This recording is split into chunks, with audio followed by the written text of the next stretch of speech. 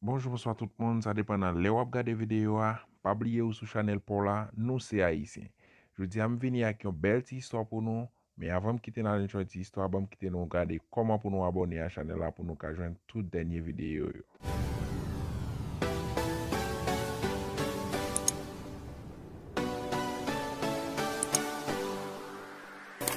Mwen rive tombe marim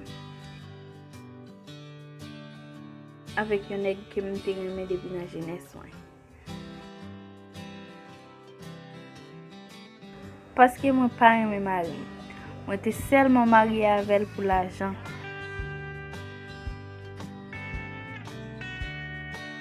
Men, l'argent selman pa sufi pou l'fè ke mwen kontan. Mwen te bezwen l'amour ak yon moun mwen pasyonè de li. Yon bagay ke mwen te senti yon fwa. Avec yon ti menaj mwen te genye ki tire de tom. Epi, yon bolè kon sa nou vin wè apre 10 ans. Li te toujou bel ti gason. E mwen mèm te toujou senti mwen remel.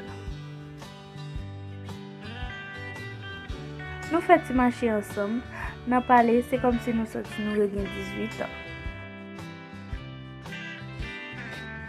Li mande m pou mal la kay li. Epi m dil tout bon.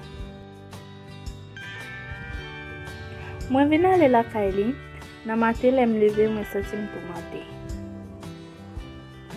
Paske mwen wè marim ba merite sa.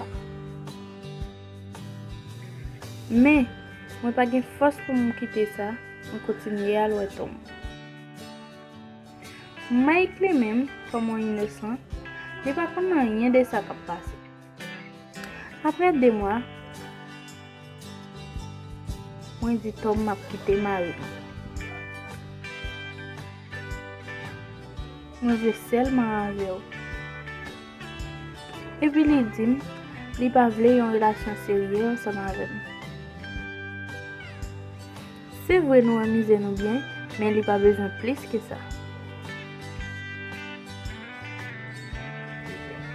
Et puis moi saisi, moi ouais Tom casé comme une deuxième fois.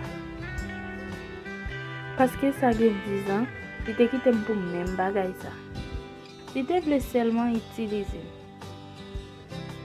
Moi essayé de faire comme si rien pas passé. Mais moi pas de garder Marie manger.